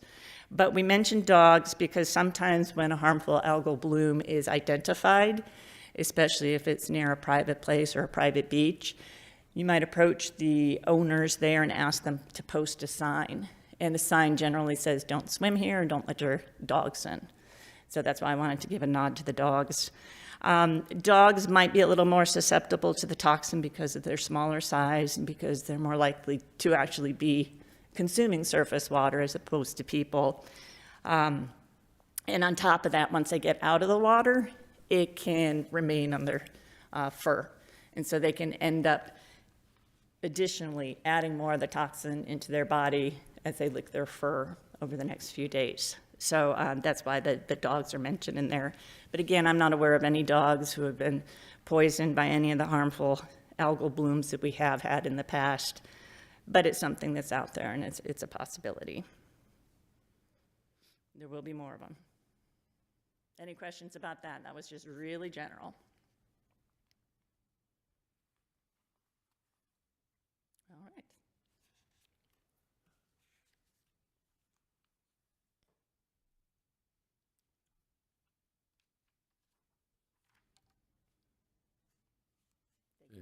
Anna, thank you for that presentation. I do have a question about a point of order on Anna's presentation, either the attorney or the clerk, I'm not sure which. But it says up here it's information only, and then it says recommended motion. I was wondering, who's that go to? The Board of Supervisors, and is this related to item 3 for the next presentation by you, Melissa? I apologize for not catching this before I got here, but a little confusing, I think. Chairman, are you talking about item number 3? Well, right now, yeah, item 2, it says that Anna Scherzer's report that the recommended motion is to review routine summary of selected reportable diseases in Mojave County for calendar year 2024. And but up on top there, it says information only. So the information question, why is we- being received, and that's what's happening right now. Pardon me? It's the information's being received by you, so there's no action that needs to be taken at this point. No motion then. No motion. And it just say, on my item, it just say presentation only. Very good. We will move on to item number 3. Now it's a discussion and possible action referring to the epidemiology presentation on the public health concerns and health-related issues that may or may not occur with a power plant near residential neighborhoods, and possible discussion and action by the Board of Health regarding these issues. This is continued from the October 28th, 2024 Board of Health meeting by Anna Scherzer, an epidemiologist, and Melissa Palmer, the health director. So the possible discussion, does the board have questions or comments at this time? I would just add, President Litz, that the board can opt to either listen to the presentation or not. It's considered incomplete, as we do not have the specific information for the Bullhead City or Mojave Valley plant that's going in, other than they've stated that it will be no more than 4 peakers.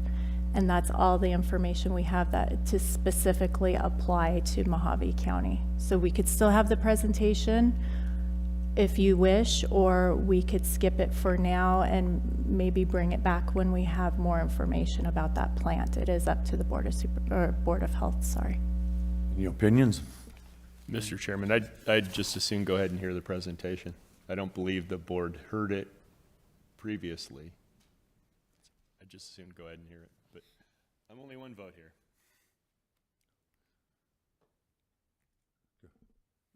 Do we need to move on that, or can we just informally have Anna present that?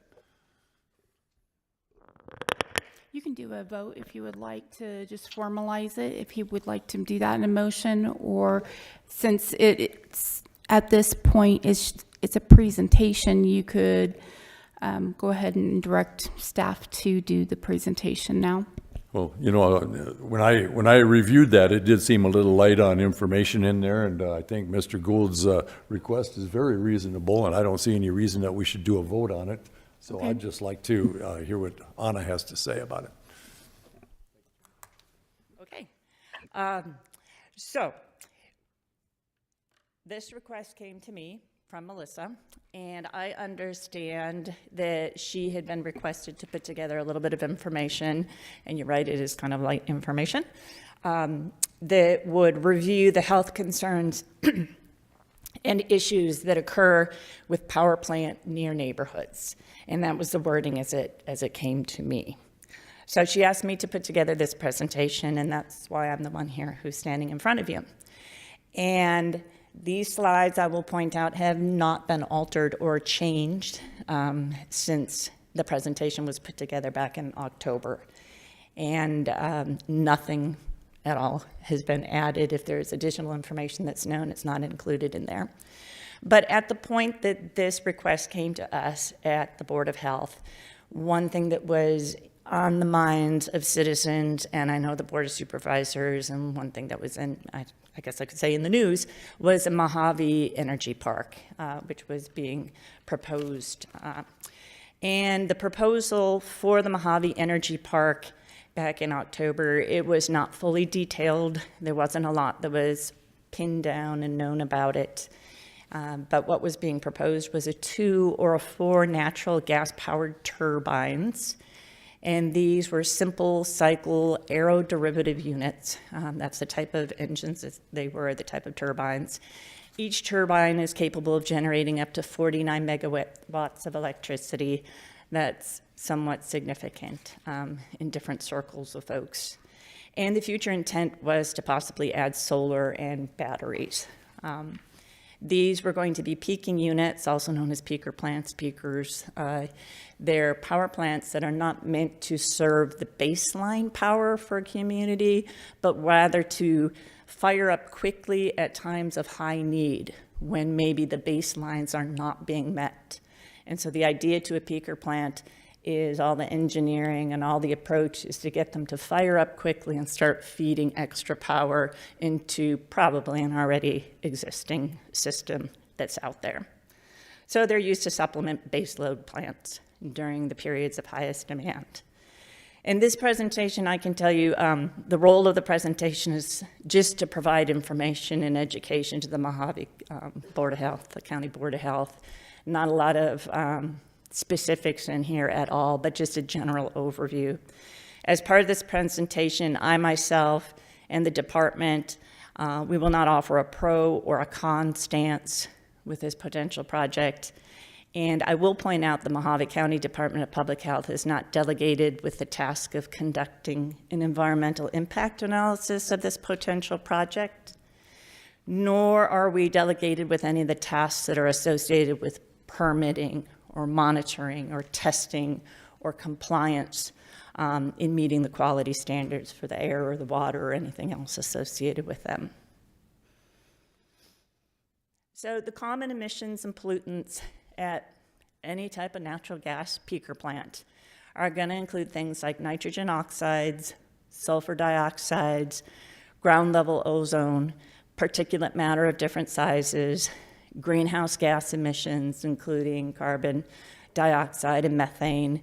And then there's other potential pollutants that could be considered, things like sound, noise pollution, and light.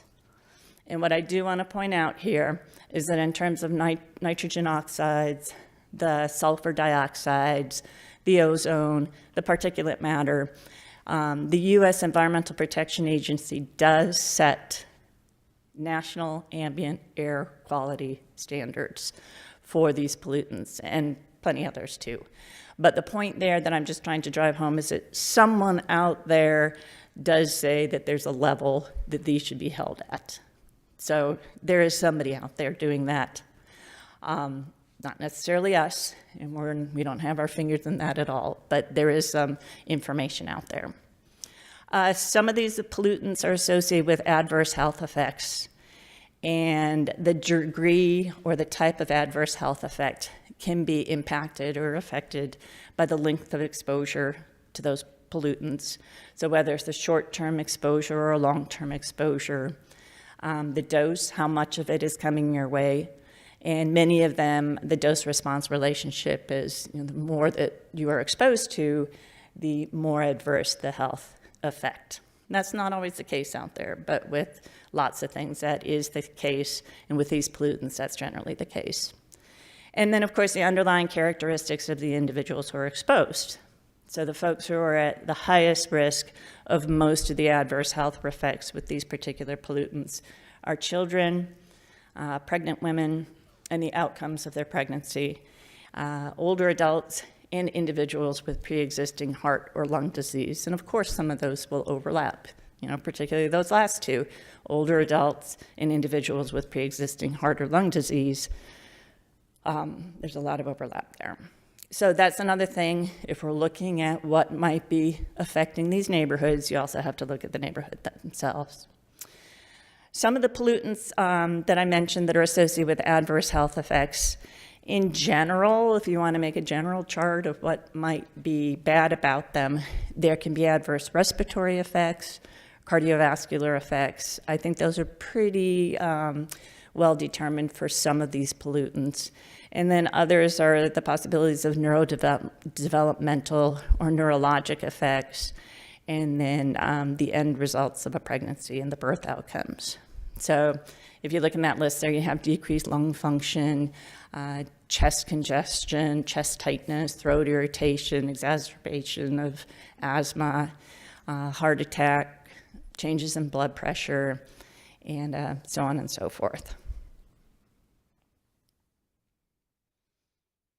So again, looking at those, all I've done is basically put a few more of those pollutants up there under a specific column there. So nitrogen oxides that I mentioned before, generally they are linked to adverse respiratory effects and cardiovascular effects. Sulfur dioxides are tied into some of the same, and maybe there's a suggestion that possibly birth outcomes, but it's not firmly established yet. Ground level ozone is generally associated with adverse respiratory effects, and maybe some of those others also. And then the particulate matter of different sizes, maybe not too surprisingly, respiratory effects as you breathe them in, and probably some cardiovascular effects, and maybe some of those others.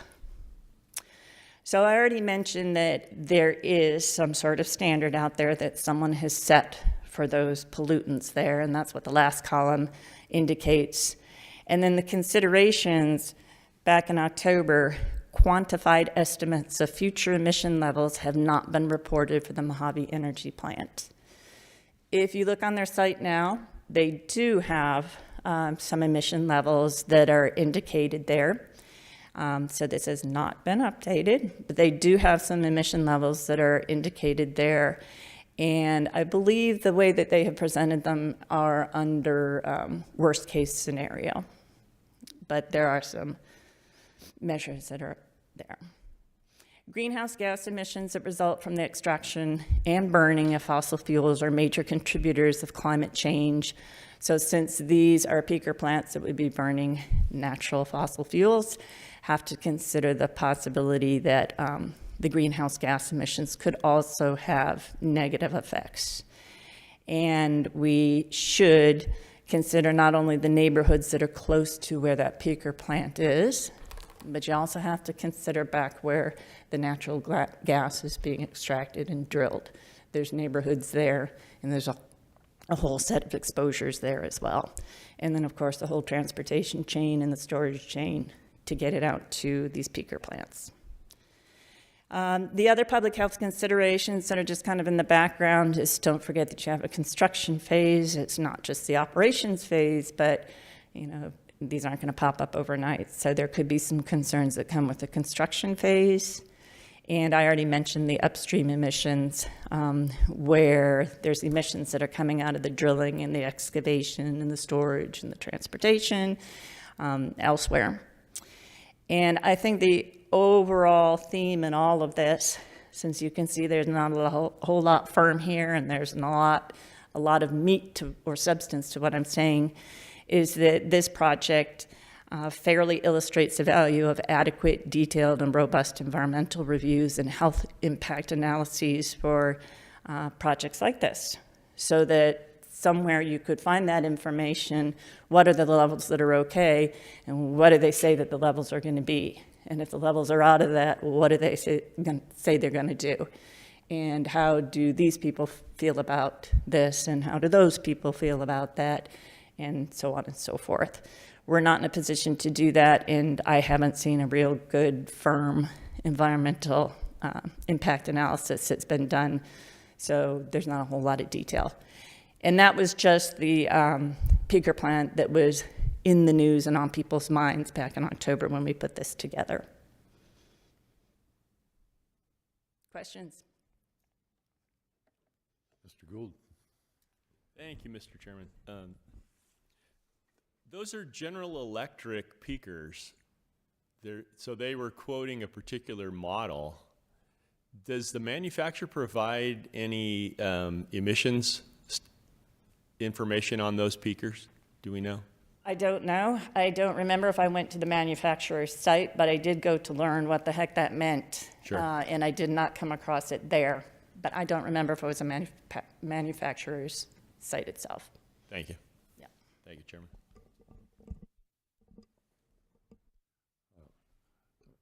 Madam Clerk, I see that your name is on this too. Do you have any comments that you care to make?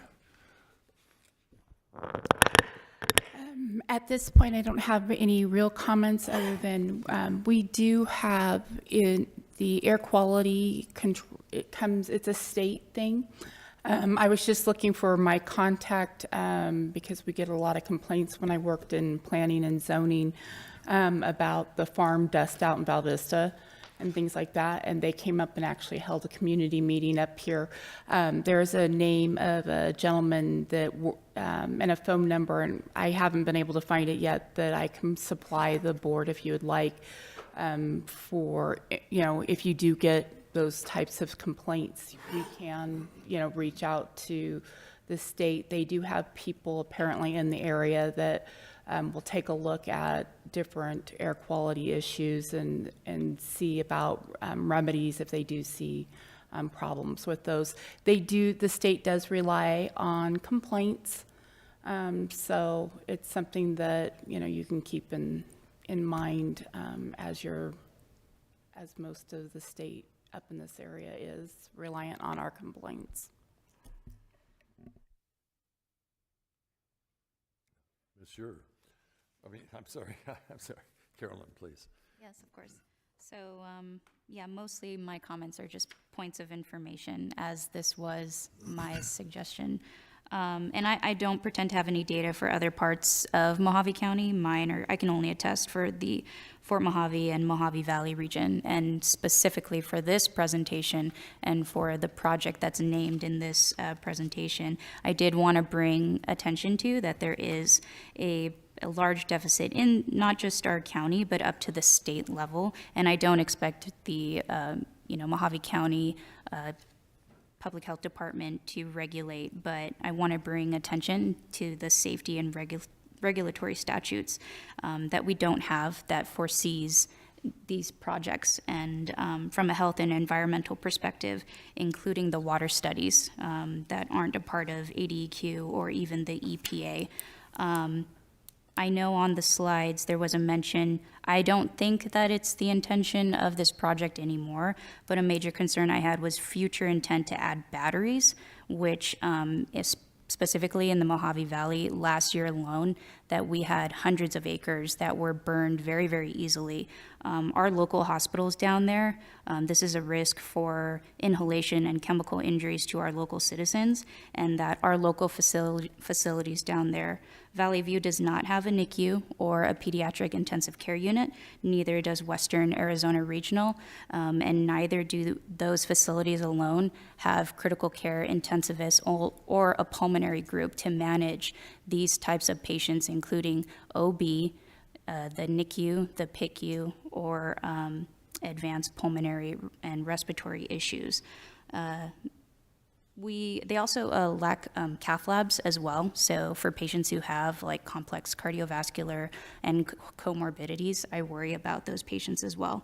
And I do worry about the lack of EMS capabilities to control these fires alone, for instance. And this is just a risk that I see with our area in that for projects such as this, and that this project specifically was in a 3-mile radius of a junior high school and a high school, and that I have concerns and wanted to bring attention to that. I don't have any concerns about power plants being built in Mojave County. I have concerns about them being next to kids and our schools. And those are my comments.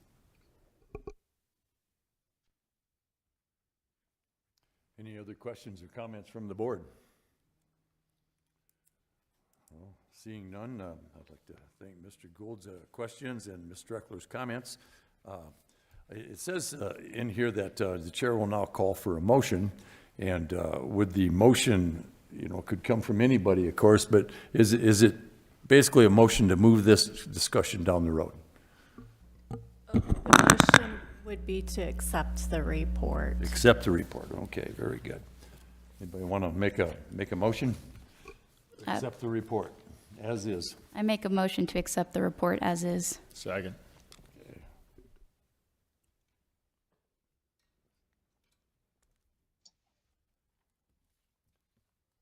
Okay, all those in favor say aye. Aye. Aye. Opposed, same sign. Motion passes.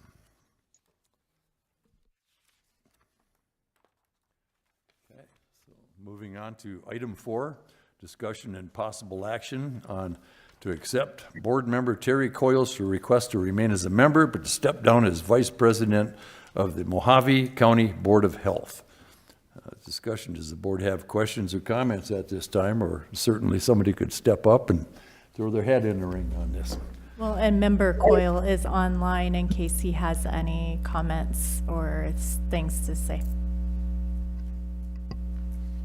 At this time, it's just workload for me not being able to participate as vice president in case Mr. Litz would not be able to assume the president position.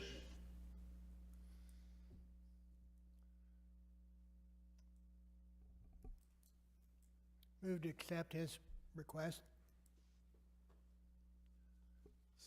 I'll second that with comments. I am healthy and I've got the meetings penciled in on my Google Calendar, so if that encourages anybody to step up, why, that's it. So when we have a motion on here, does the clerk call the motion for the vote? You can do that as the chair. Okay, the motion was made by, who did that motion? Nobody? Oh yes, okay. We had a motion by Byron, and we need a second on that motion. All those in favor, say aye. Aye. Aye. Any opposed, Aye. same sign. Okay. We caught you, Terry. Same sign for opposed. Being no opposed, the motion passes.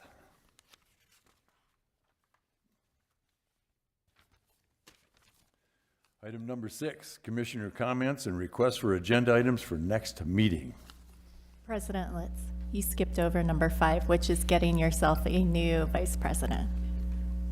We need a new vice president. I need a new vice president? Okay, all right. So then, I guess this board would, I see, I did miss it. Discussion and possible action, elect a Board of Health Vice President per Mojave County Board of Health Bylaws, Article 2. Do we have any nominations for Vice President?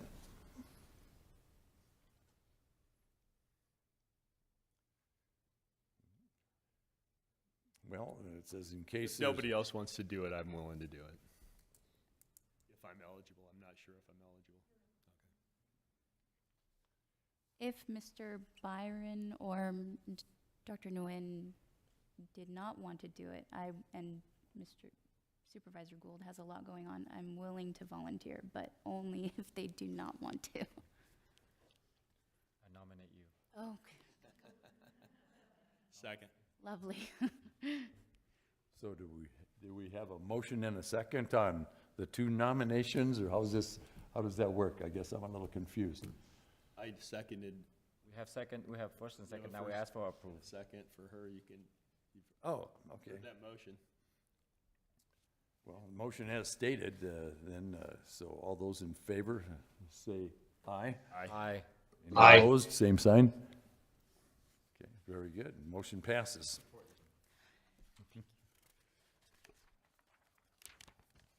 I was gonna say, I think the tallest person should do it, but, you know, that's.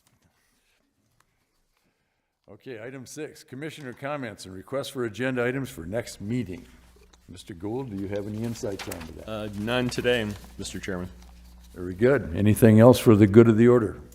Yes, so my only comment or request would be if there is a future presentation related to the peaker plant, that I would just like to be notified and to discuss it at future Board of Health meetings. I believe that's been noted. Okay. Anything else? Well, then I would entertain a motion to adjourn. President Litz. In April, we need to bring forth the budget for the department. We have our budget department meeting with County Manager Alters February 24th. And in order to meet the deadline of the Board of Health reviewing and making a recommendation on the budget, we need to bring it to the board before May 1st. And then can I get a clarification on Member Stryker's item? Is that to bring forth a future presentation or just in case we obtain more information and can provide that to the board? Well, I guess both, but only because I believe there was information received afterwards. So if there is more information for it to come back to the Board of Health for any updates and further information for the public. Okay, thank you. Anything else? Very good, then we stand adjourned.